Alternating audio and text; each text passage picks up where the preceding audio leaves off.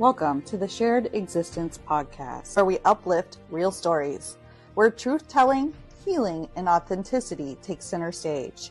From navigating systems to reclaiming power, from heartbreak to healing, from trauma to triumph. Listen in as we share the lived experiences that shape our shared existence. Welcome back, everybody. We are excited to have you here with us today as I have a dear friend who we're going to talk with, Krista Tedrow. She is an exceptional person. I refer to her as Krista the Extraordinaire because it's hard to identify a single title for her.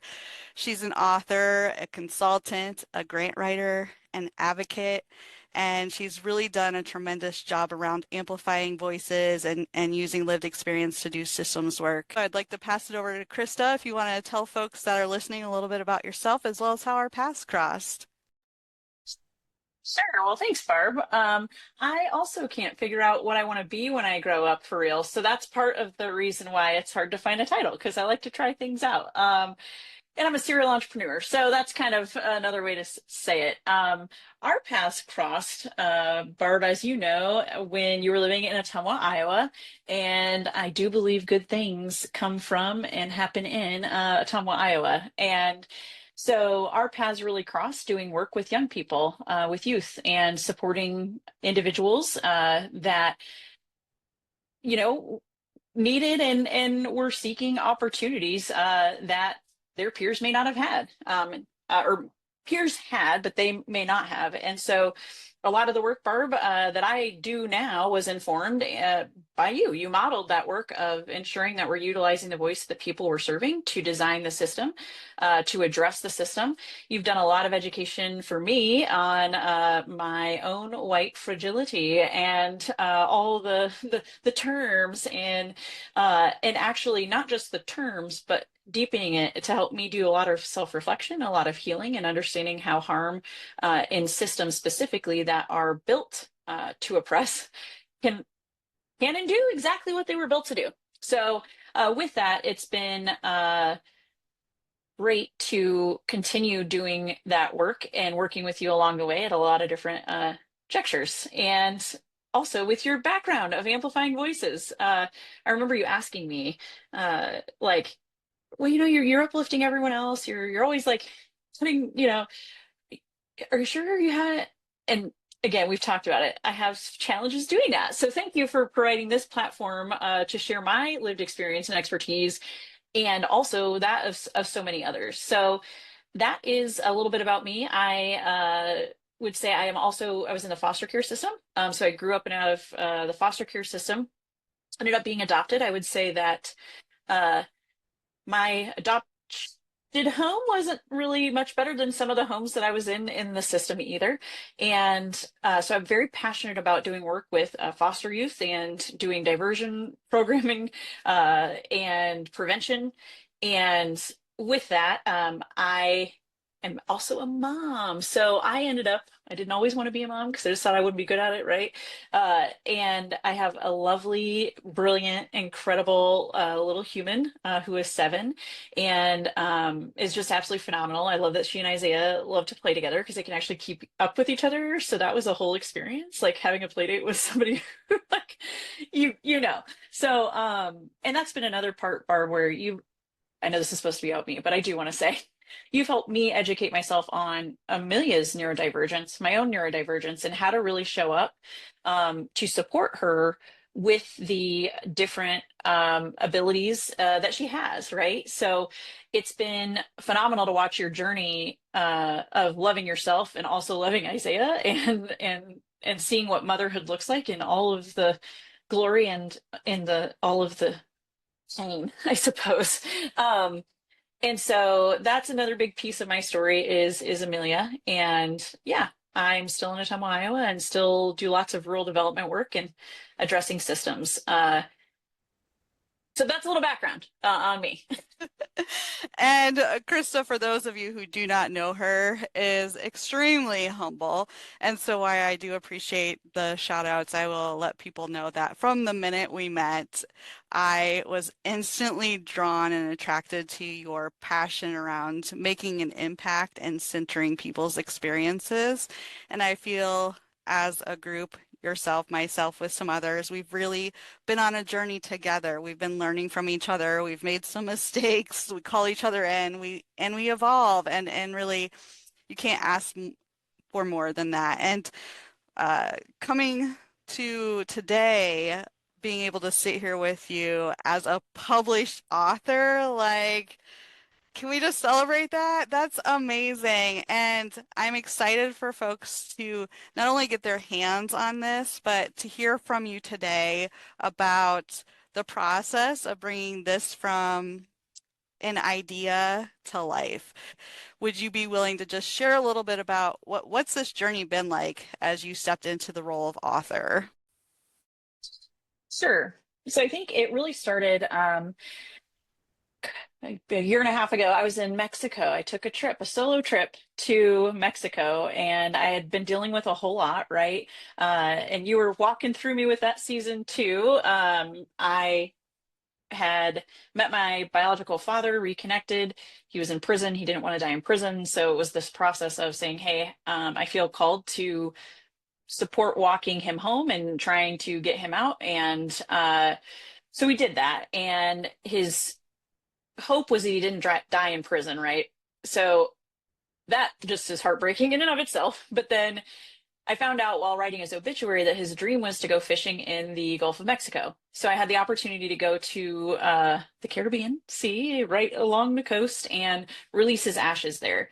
And it was there that I didn't have a child, I didn't have a partner, I didn't have my phone basically was like not on. And so it was a moment to just be without a responsibility to be to anyone else or to be the advocate in a system or fighting something.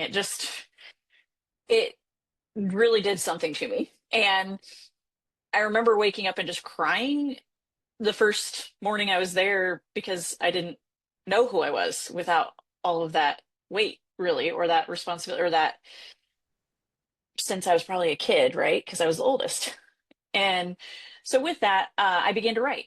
So I love writing. It's just something I enjoy doing. And I, though, did not realize I was a poet at the time. So I just started writing down whatever was flowing out of me, which led me to Shadows of Light. This is my first poetry book. It's kind of heavy, but I just, all of the pain of all the grief of every situation and relationship or context that just came to me that I finally got to feel uh after I had just kept moving on, just poured out on the paper. And so um I didn't know that I would publish it per se, but I shared poems with you. I've always felt safe to share my work with you, and I appreciate that. You always affirm and invite me to go a little deeper on different things. And you were like, hey, I think people could really benefit from hearing this. Like, I think that if you haven't, you might want to consider publishing.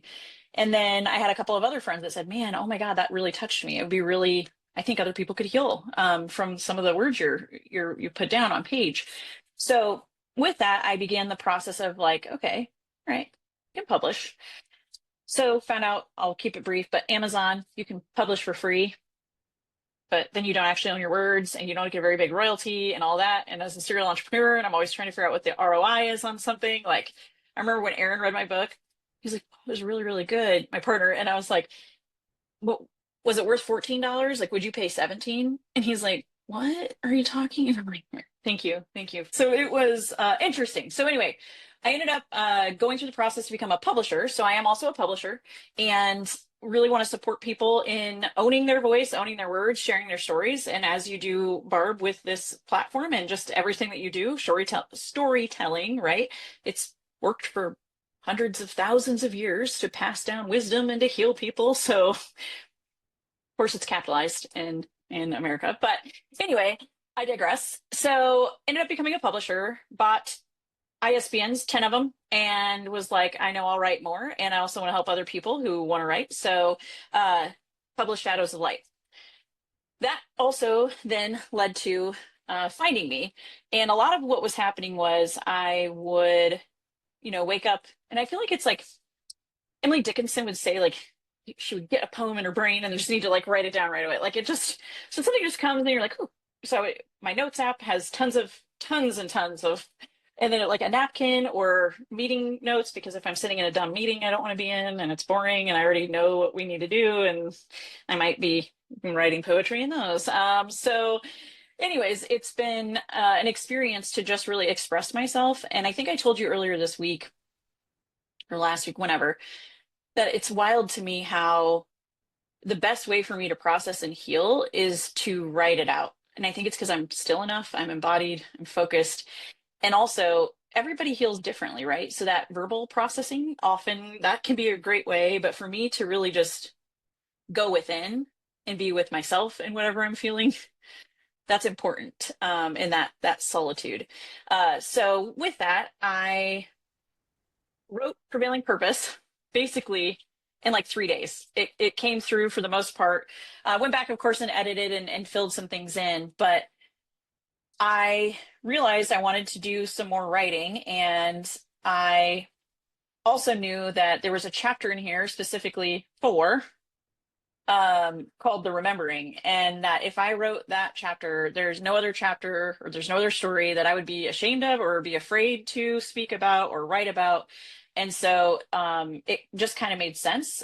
Poetry is different for me because it's just, it's art, which I think all writing is art, but it can be translated and felt in different ways to actually share my, people can read into this, read themselves into it and whatever, but to share my own story, which I do have poetry in as well, was just really, it was really healing, and it was hard at times. So the reason I wrote it was because I think there's so many people, and the more research I do on it shows how little research there is on some of the topics that I address, and that people needed it to heal, because it's things that I talk about in here that nobody else talks about. I feel that I have found, and it's hard stuff. And I recently saw someone at a coffee shop that had borrowed, because a gentleman in his 50s, and he said, "Thank you for sharing that book with me."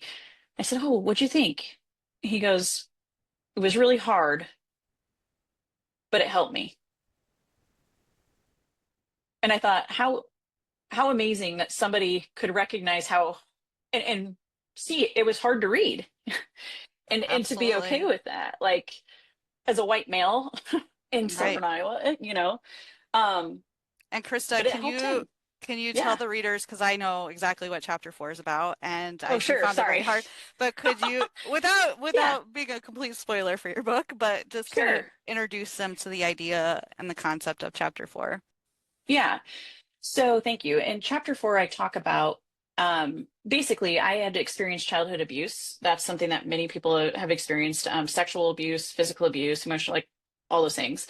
What I hadn't realized and hadn't remembered, and what research shows that people will begin to remember usually in their late 20s to mid 30s with a child who is about the same age as they were when they experienced a trauma like that.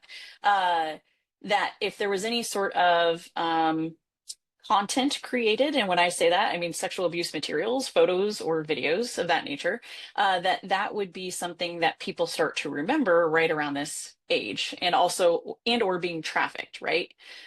So being paid for your body essentially, and that might be a bit graphic, but that's just the way that it is, and it's what was occurring and what happened.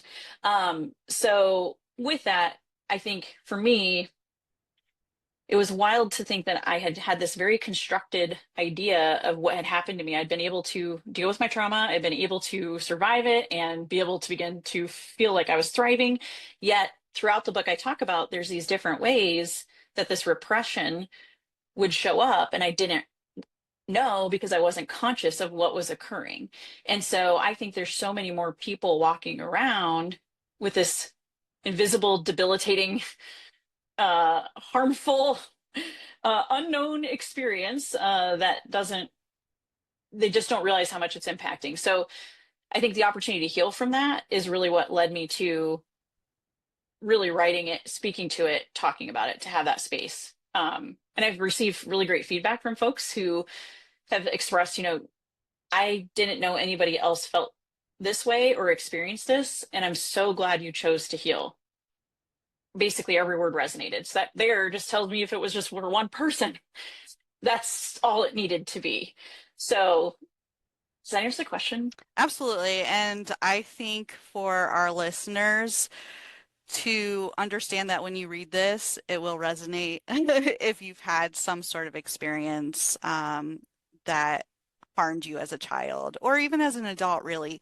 As I read it, had to sit it down for a minute because it resonated so profoundly and it is really heavy, but then I came back to it and it in my own experience, helped me to process things that I hadn't yet processed. So to think that you're, as an author, penning these books in your healing journey, but also impacting everyone that touches your material is really profound. There's a lot of pieces in this book that I love, but Muffled, one of the poems in here is my favorite. And I have to say too, for the listeners, that how she designed this book is really unique, I think. There's a poem to start each section and then some storytelling followed by some like guiding principles and questions to help you dive deeper as the reader. But Muffled, I just want to read a little bit of from her book, and it goes, I learned early, quiet girls get gold stars and wild hearts get detentions. So I pressed my poems into the folds of my skin, hid the crescendos in my spine, and bit back the bloom of words before they could dare become song. They called it good behavior, but it felt like burial. Every no I couldn't say grew a thorn in my throat. Every truth swallowed made a graveyard of my gut. And you go on. And wow, it's so good. And I just can't wait for people to read this. But I want you to talk just a little bit, and you have some, but what's it been like for the inner child in you to put this onto paper? And how does it impact your life? Yeah, I love that question. I think the curiosity, I've always been a curious kid, a person in general. Yet I think a lot of that because I asked a lot of questions at a rapid rate. I have ADHD. I've got the neurodivergence of lots of things, which you'll find out if you read. So I think for me, it gave me an opportunity to get curious about things because frankly, when I had that remembrance, it made me question everything. Because if I knew my story, I knew what, yet I didn't actually know, then it meant, well, what else is this an opportunity to get curious about? And with that, it began what I'll say is a reimagining and a reconstructing. And there's deconstructing in that, but sometimes I feel like that word gets thrown around and it's, so I think there was this reconstructing of who I am, reclaiming actually to the inner child point. So to go back and recognize, hey, my 7-year-old self didn't have somebody there. I didn't have somebody in those moments with me. And I could go back and essentially, as I'm writing about it, touch that part of me or hold the hand of little 7-year-old me, who had like no front teeth and a bowl cut and was quite a character. Adorable. And so I think it just gave me a chance to really sit with that. And again, I've done counseling and I've had tools, but to as an adult go back and see that, and then also my daughter being 7 right now, it really created space for me to explore, get curious, and love the little girl that didn't get the support or the resources or the love that that I needed. And so I showed up for myself in a way in this that I think is incredible because we're going to save ourselves, right? And that can sound a little sacrilegious, but the sense is that to know who you are and to know that you're loved and to know that you can heal is everything. And so many people feel like that's not an option for them because they're too broken or the thing that happened was too whatever. And so to me, it was a chance to go back and be like, hey, Kristen, you can be too loud. You're no, say the things because somebody's going to have to. And Krista, you are an exceptional person. Like if I were to look up leader in Wikipedia, your picture would be there. So I say this knowing that you have a lot of skills and a lot of gifts. If there's somebody listening that may not have as vast of experiences as you have, but thinks, you know what, maybe if I start writing this may be something for me. This may be a way that I can work through some of my experiences. Maybe they don't have access to therapy or it's not working for them. Do you think it's possible for anyone to publish a book, or is that too difficult to navigate for most people? How would you kind of rate that experience? So I would say I'm passionately persistent, so I might have a different lens than some folks, but I do believe that anybody can publish a book. And really, what I would say is a lot of this stuff I already had written. So whether it was a journal input that I had just written down, so I went and grabbed all of my notebooks from this whole experiencing process. I went and looked at Facebook posts that I had posted as I was sharing my journey. So what I would say is your story's already written, right? And whether you wrote it down or you put it in a Facebook or you texted a friend, I pulled text from my Mexico trip to talk about seeing the shaman in the middle of the night. Barb, that you were Pause. like, hey. I do want to talk about that for a second because this is funny. So Krista on her trip to release her father's ashes and to have some time for her healing, shared with me that this was her journey, and I did some research and I had found this shaman and I thought, you know, this could be really good. And Krista's open-minded. She'll try these things. And so I shared it with you and you embraced it, right? And I want to share my version of the story, which is not in the book. So I was thrilled that you were going to have this experience, and I knew intuitively that it would be healing. However, this was something that there was no internet or phone access to. And so I told Krista that when she left, she needed to turn on her location, let me know where she was at, when she was coming back. And girl, time passed.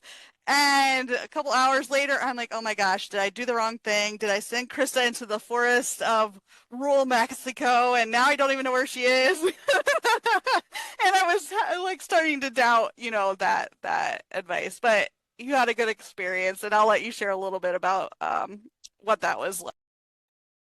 Yes, I don't always follow directions. That's something that I found that the persistent drive for autonomy is real and alive in this nervous system and neurology. So I, yes, had this opportunity. You sent the thing to me, but the only time available was like at I don't know, late. And what I didn't realize is like you're well traveled.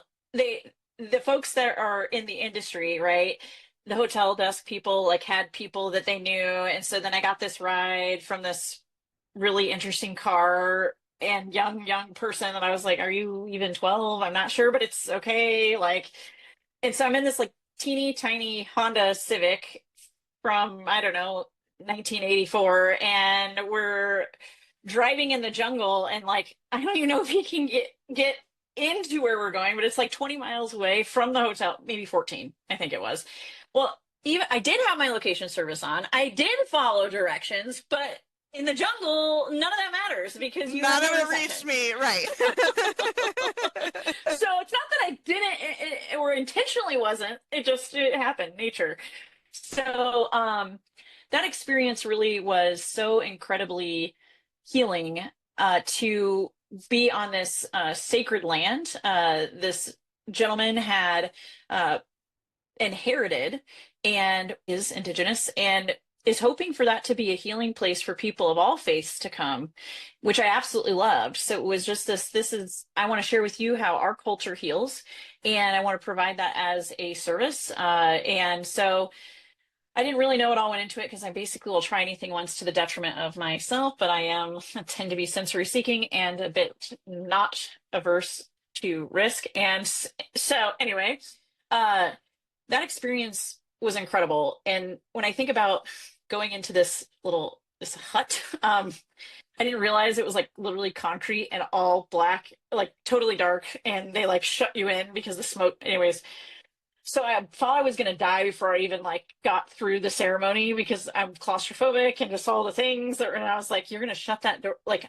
I can't get. And the guy, I mean, they were gentle and kind through the thing, but they're like, also it's sacred ceremony, so if you choose to leave, then we'll continue the ceremony with the other person that's here. But that's so anyways, I was brave and I did the thing. And it again was something that was so incredibly transformative for me and really opened my eyes to see there's so many different ways. Everybody heals differently. So trusting your intuition, going with the yes, and letting spirit, source, God, whatever you call it, name it, meet you where you are.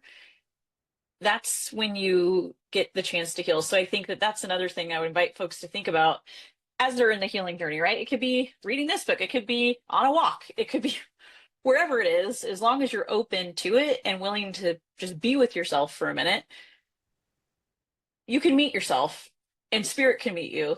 And that presence is something that I'm beginning to learn to just be still and know it's everything. So yeah, that was an incredible experience, Barb. It was fantastic.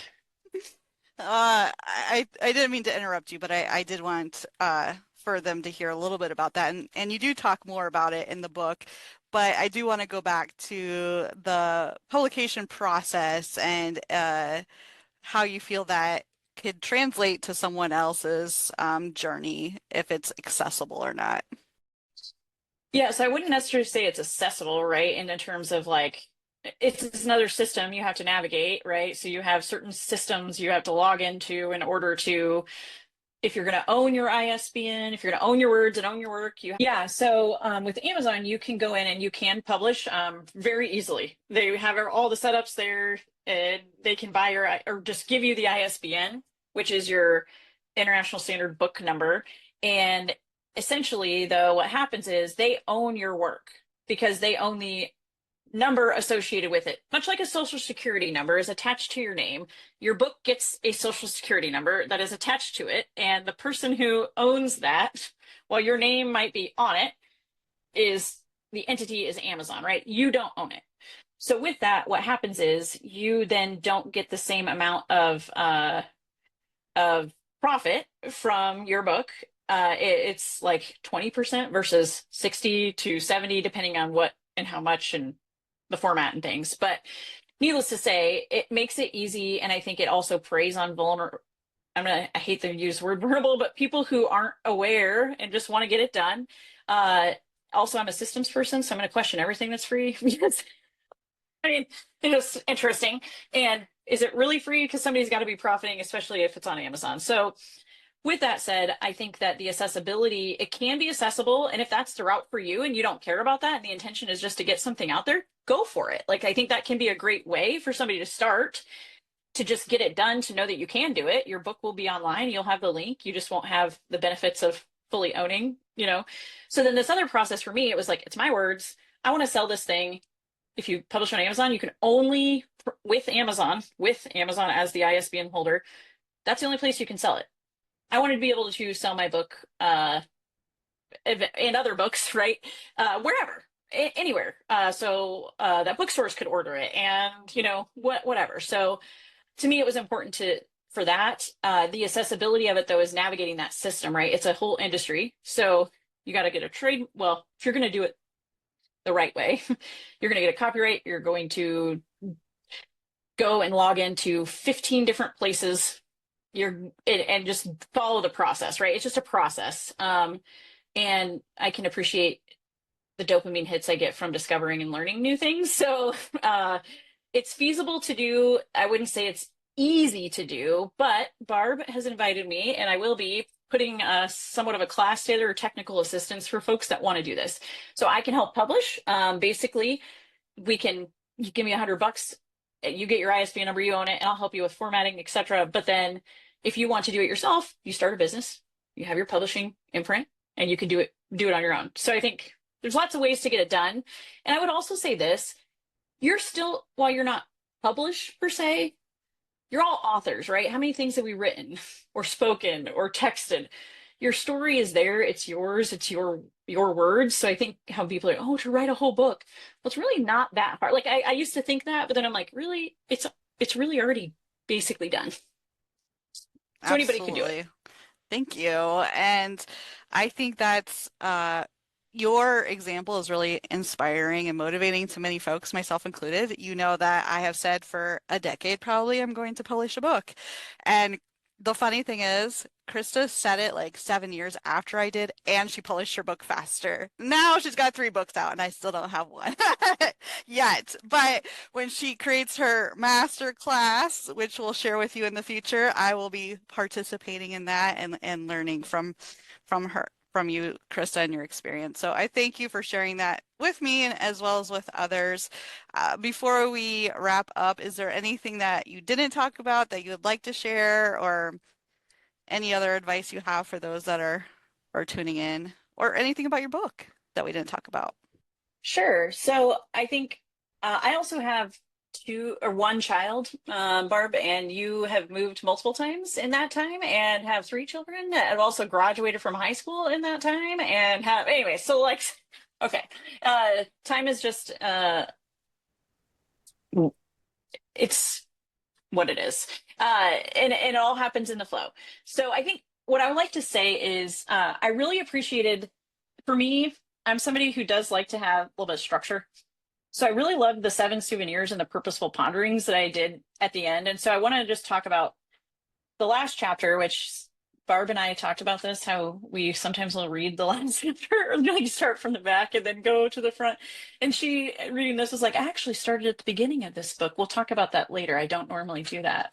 But I want to read just a couple of examples of the 7 souvenirs in the last chapter. And I got to say, I think the last chapter was my favorite because I write that letter to myself, and it was probably the most healing thing I've ever done.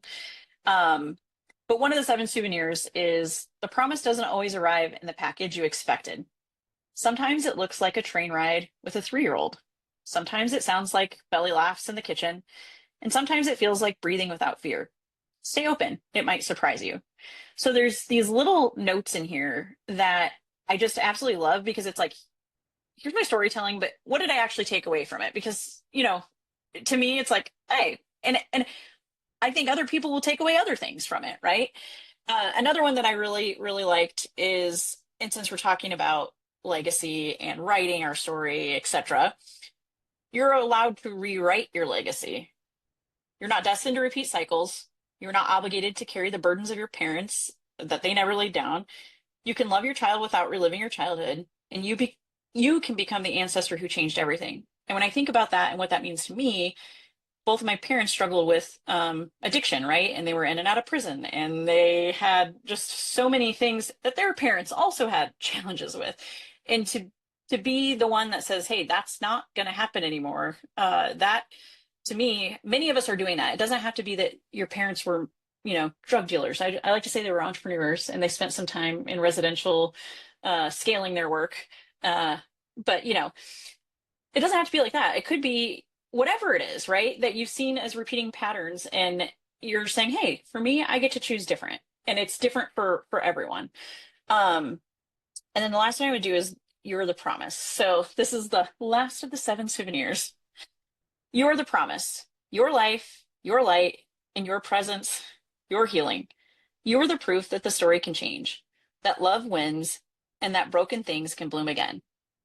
So I think I would leave folks with the idea that,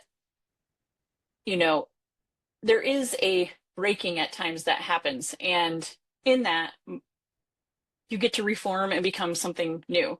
And if I think about it, Milia the other day was talking about how she's like, Mom, we're really cool. We're like snakes. And I'm like, oh, Lord, where are we going? She's like, because like snakes shed their skin whenever they're getting bigger and they're growing. And every day of every minute of every hour, humans are always shedding their skin all the time. So like we're always changing. So I was like, whoa. So I think about a skin of a snake breaking open. So it literally can be, and how every single moment of every single day we are breaking open essentially. I was like, sometimes the things kids say.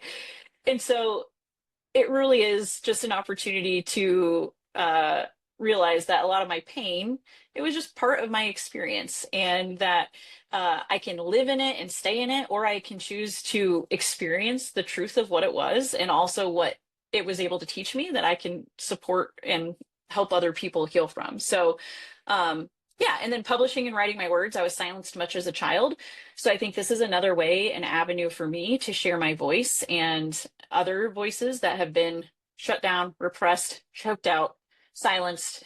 So I think I love anybody who's willing to just listen to my story. That's just the biggest gift, to share space with someone in that way, and to I'm just honored to be able to have that voice out and about. So I think I answered the question. It's kind of long. Yes, you're talking about the beauty and the breaking, the prevailing purpose. Krista, where can folks get this book, and when is it available?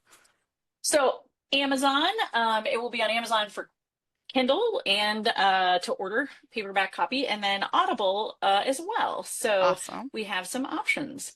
Okay, we will make sure we link those with the podcasts. If someone wants to connect with you, whether it be about publishing or consulting or to talk about your book, how do they find you? They can basically just send me an email. I'm working on getting websites and all those Okay, things set up. awesome. So send me an email. Yep. Okay, we'll list that in our information. And we thank you, Krista, for joining us today and sharing some about your book and your story. And we look forward to more to come. Awesome. Thanks, Barb.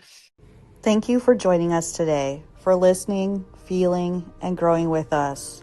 To connect, collaborate, or share your own story, visit us at sharedexistencellc.com.